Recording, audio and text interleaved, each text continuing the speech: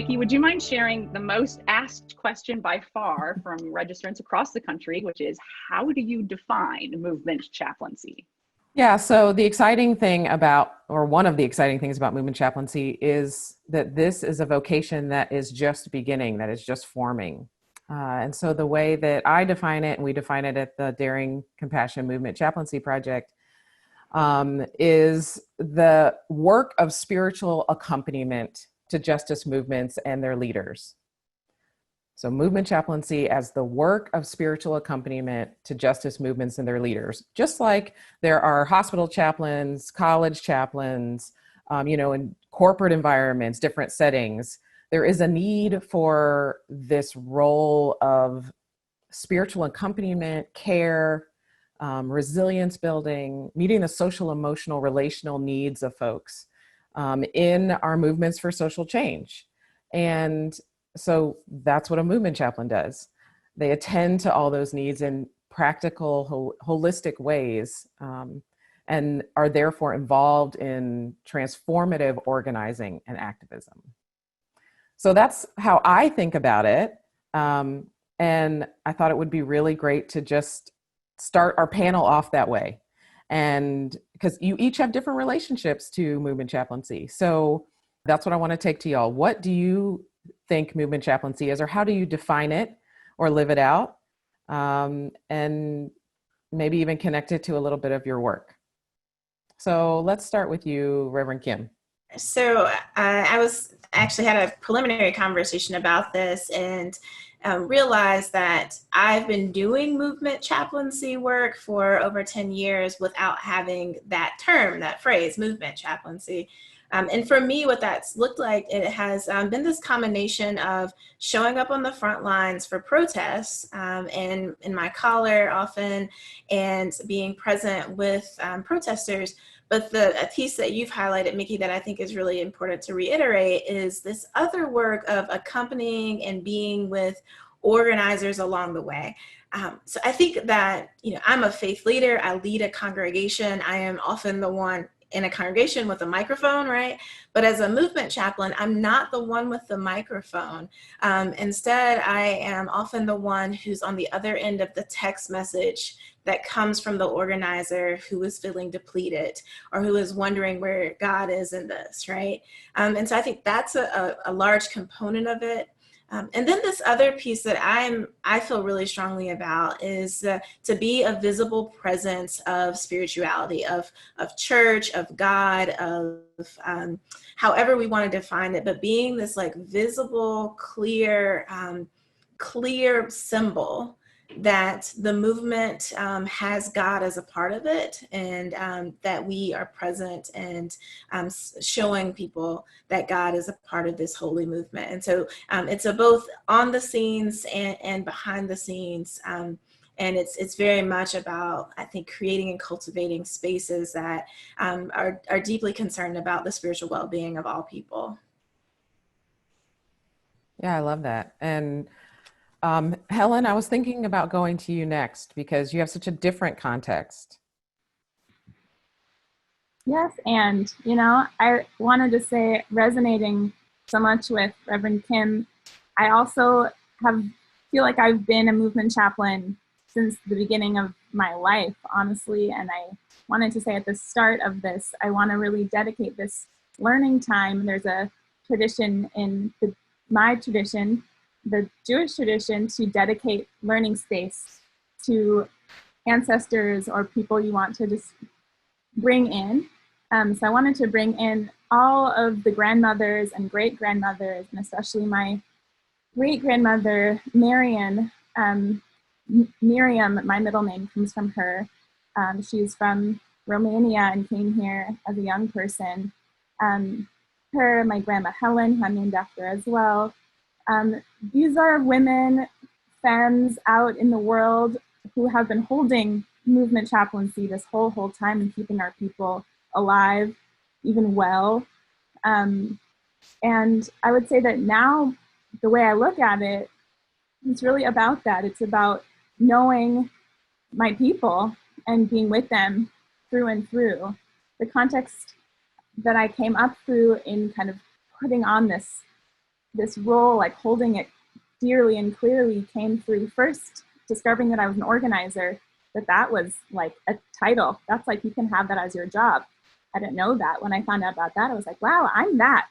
Then I discovered there's a thing called spiritual direction, where you can sit with a person, accompany them, be with them through the big questions and not have an agenda. Just be with them in the process of discernment and of becoming. And I was like, oh, that's what I actually am. My organizing always becomes that conversation. And then I discovered movement chaplaincy as this term, and it is actually the blend in my mind of both of those. It's actually, chaplaining is a way of being with, helping people be.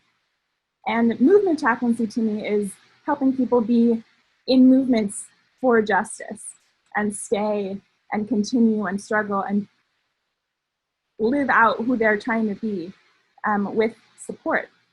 In the context that I'm in with Tzedek Lab, and also with If Not Now, which is a movement of Jews fighting for liberation for Palestinians and Jews, it's really a struggle to feel like, are we okay here as Jews? Can we do this work? Is this for me? Am I okay? Are we gonna make it? Do we have any legacy of making it? And it's me often saying, actually, yes. Actually, we've made it a long way. And we're gonna keep making it, and we're gonna make it when we have each other and have each other at our backs. So I really feel like, for me, movement chaplaincy is about like being that hand at the back, whether it's at the protest, the shaking person on the megaphone who's telling their personal story to invoke the feeling, I'm there with my hand, or it's being that person holding space after people have been arrested for taking a stand against the immigration machine and people being put in cages, hosting in my living room, the debrief, the come down, the process, all those types of things. It's a real struggle, and it's also a real gift. And that's how I feel about it. That's so beautiful. Thank you, Helen. Perfect. Yeah. And we have even more perspective. So Imama Trina, I'd love to go to you next and find out what you think movement chaplaincy is. Yeah, Helen and Reverend Kim have already said so much that resonate with me. I think one of the pieces that Helen brought up that reminds me that movement chaplaincy is a part of a legacy. Like any kind of anti-oppressive, when I think particularly of Black cultural organizing, part of what we do is position ourselves within this longer legacy. And so I think that we can look back and think about folks like even Ella Baker and Fannie Lou Hamer and Howard Thurman, and we move forward with people like Bell Hooks asking questions about where is your spirit, where's your internality as we're doing this work, because a lot of the work, at least the way we have been trained to do this work up until now, is to talk about what we're tearing down and not talking about so much about what we're building up. And there have always been people along the way walking with us and saying, what is the end game here? I think that a lot of times when we see demonstrations and protests that have their own value, it's not clear what the end game is. And so I think that part of protest chaplaincy is continuing to ask the question about where are we headed, what are we building, what are we hoping for, how are we imagining? And I think that the openness and the spirituality piece is about imagining things that you can't see yet. Right. And so as movement chaplains who can be physically present on the front line or physically present when we're debriefing and sitting with people as they're making meaning of what's happening now, I think a lot of the work that I find myself in right now is with people and organizations talking about policy change that creates what we want to have, what we want to be living in 5 years from now, or even 50 years from now. How are we imagining that thing that seems impossible right now and retro engineering? And so chaplains are often those people who, like, we practice the impossible. We practice imagination. We practice thinking about and visualizing and living into invisible things. And so being in the room as we imagine and even experiment and play together is a real honor, because that's often a very vulnerable space for people. And so, like much of chaplaincy, we get invited into what are very vulnerable yet critical spaces for people to imagine how our lives together can be different.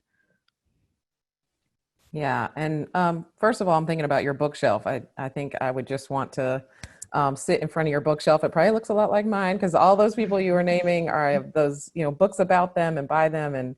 And, just thinking of the legacy, I think about Remnants by Rosemary Freeney Harding and Rachel Elizabeth Harding. And that to me is a text for movement chaplaincy.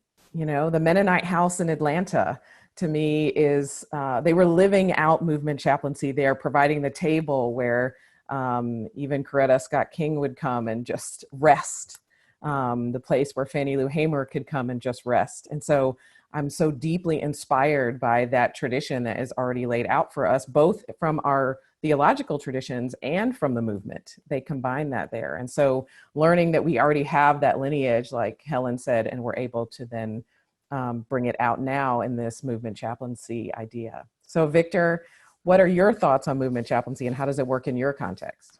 As a new movement chaplain, this is still an evolving process for me, but I have realized through the Daring Compassion course from last year to become a certified movement chaplain that there is that connection to legacy.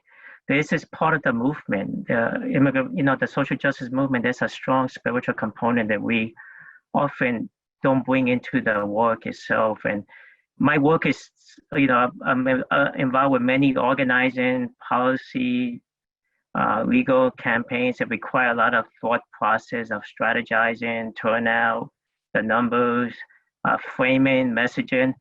But then I feel like you're really not fully there in the work for justice, and you're not being true to yourself if you don't bring yourself into your spiritual process. And I feel like in the process of the doing, we can really integrate ourselves spiritually. There's a human element in every task. There's a human element in every activity. When union organizers talk about turnout in the way of bodies, I see everybody's a human being with their own struggles and their own emotions, and even people that we consider our adversaries or people who are in opposition to our agenda in any kind of campaign. There are human beings behind that as well. And I think it's really tapping into that part of you that's inside that, it's goes beyond the thought process, and you tap into what's inside of you to integrate that into the work itself. And I think that's where deep empathy and compassion really comes out, not just for others, but also for yourself. And then ancestry, I think is important.